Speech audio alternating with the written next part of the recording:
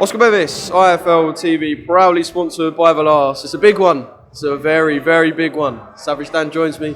Caressa Shields, Savannah Marshall, first press conference. Yeah, massive.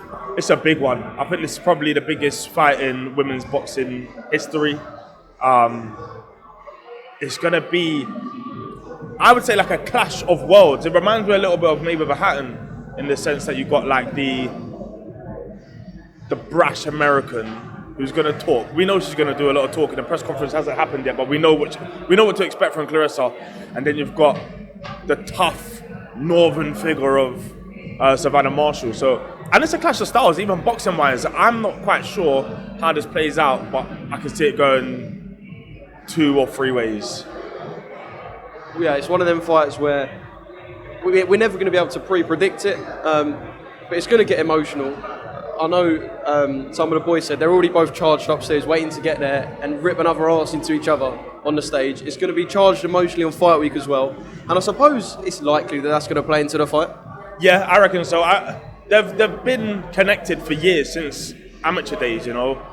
So Caressa will want to try and do a job on Savannah, but Savannah, when someone has your number, sometimes they just have your number, and Savannah will be confident. She'll have a quiet confidence about a ridiculous puncher. You know, like it's very rare in women's boxing that we see someone who has a knockout percentage like she has. So she's tall, 5'11", rangy, big power in both hands. So that is everything to worry about. You know, in a sport where you can only punch, if you can punch hard, you're at a major advantage initially.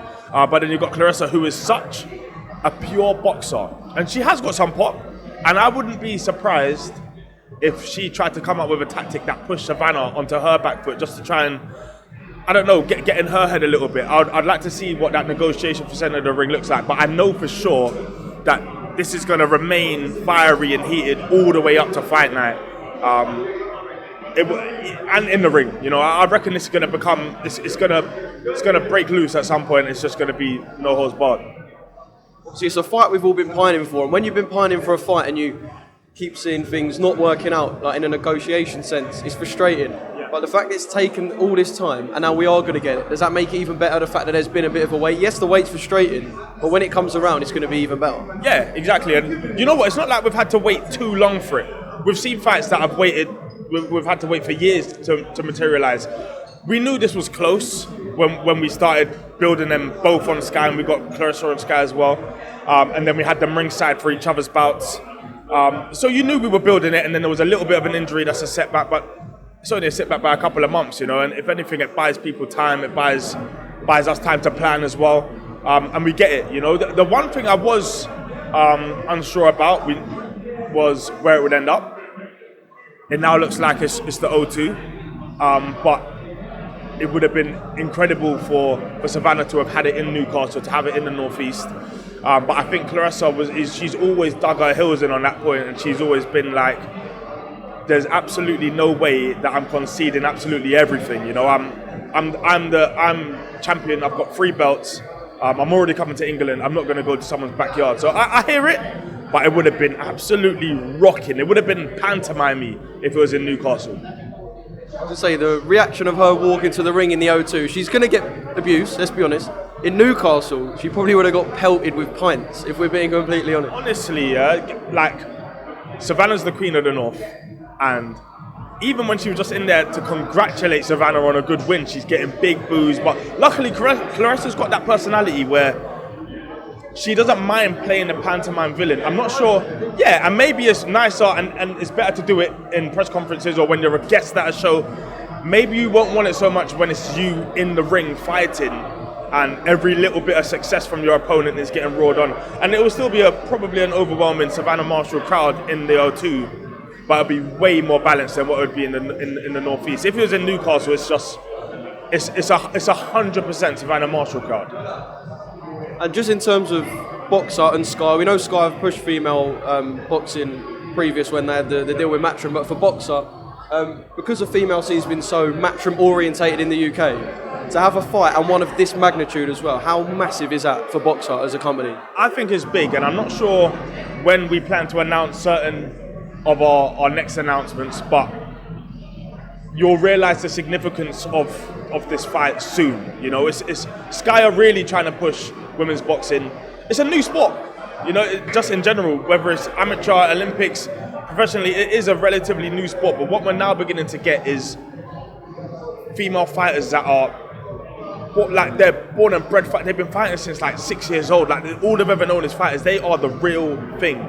And obviously, you have to wait for some years sometimes for a big enough pool of fighters to be able to develop so that they can all fight each other, and etc., etc. But what we've got planned for women's boxing is incredible, and it is a statement of intent from Sky and from Boxer to make sure we got this fight for it to not be pay-per-view, and then when you see the undercard, everything will start to make sense. Yeah, I cannot wait for them to get in the ring and of course go at each other today, we hope. Talking a statement of intent, Liam Smith, arguably one of the top 10, top 15 most well-known fighters in Britain, and he will be fighting on Sky, and all paths lead to Chris Eubank. I guess so. I hope so. Yeah, I guess so. Look, Liam will want it. I would assume Chris would want it. It's a big fight. It's another huge one, you know, and Chris has just won another domestic dust-up with Williams. And, you know, that was hotly anticipated. That did ridiculous numbers on Sky. Liam Smith versus Chris Eubank is even bigger, in my opinion. It really is. Liam's shown that he is world level. He's been operating at 154, so you'd have to have some kind of weight stipulations in there to be able to make that fight. But I'm sure Liam would be willing to go up slightly, and Chris, for the size of the fighters, might be willing to come down a little. Maybe you can agree on something closer to 158 or something along that. But if you're asking me personally as a fan, that is what I'd like to see. Yeah, 100%. I don't think you're going to get many people disagreeing with you there. Can we talk about AJ and two press conferences we saw? We saw one in Jeddah and then one in London. The one in London a bit more tame, but yeah, they come head to head. And I know when we done our first interview, you spoke about how you know AJ and you know a lot about his personality and that. Sometimes you can't tell too much from a press conference and through a camera, but what did you make of the two press conferences we saw last week? I'll tell you what I made of AJ. I feel like AJ is at that point now where he knows that it's all or nothing here. This really is it, you know. And finally, not finally, but we're at that point now where a lot of people are writing him off. And Usyk may go into this fight as favourite. And a lot of people are just like, no, he's unbeatable. And sometimes that underdog mentality is exactly what AJ needs. Do you think he's ever had that? Because Ruiz, when he lost, he didn't have it. The rematch, we expected him to get his belts back. Usyk won. It was his first elite level heavyweight. So I think there was always a way to beat Ruiz, and it might have been the fact that AJ got greedy as to why. And then plus we know that there was other stuff going on in the background.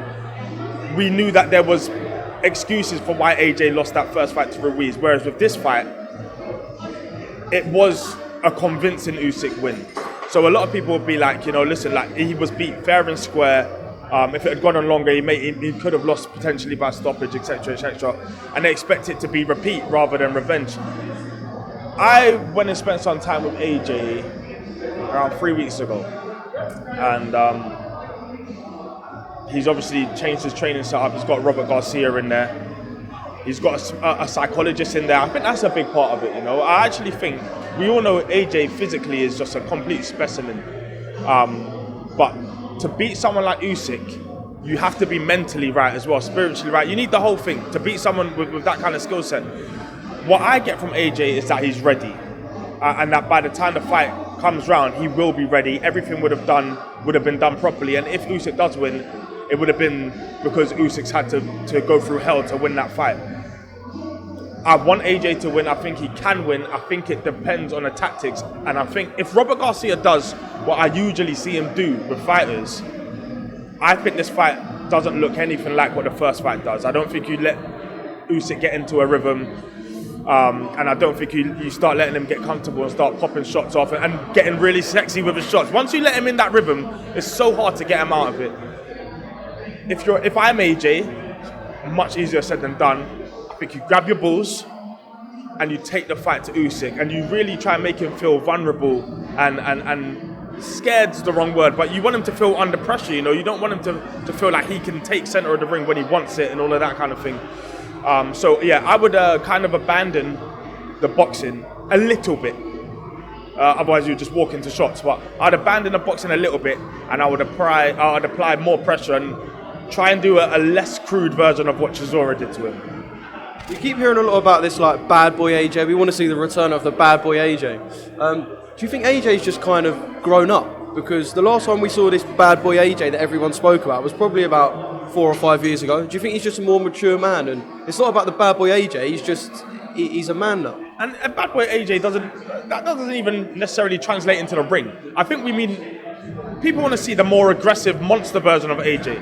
Unfortunately, that version has to get reduced slightly when he's taken big shots, when he's lost a couple of times. The last time we saw the kind of monstrous AJ was probably Klitschko.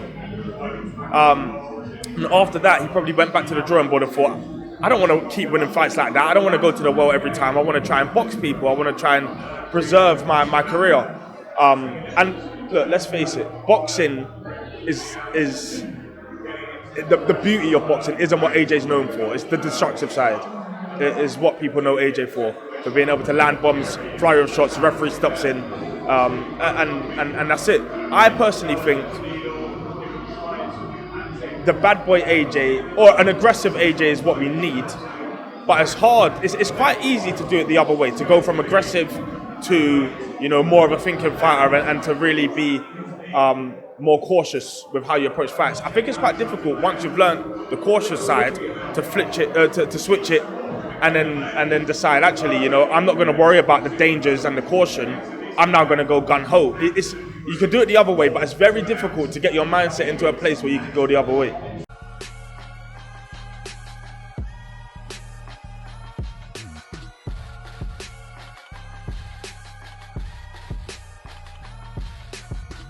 Download the Everlast Fitness app and find your greatness within.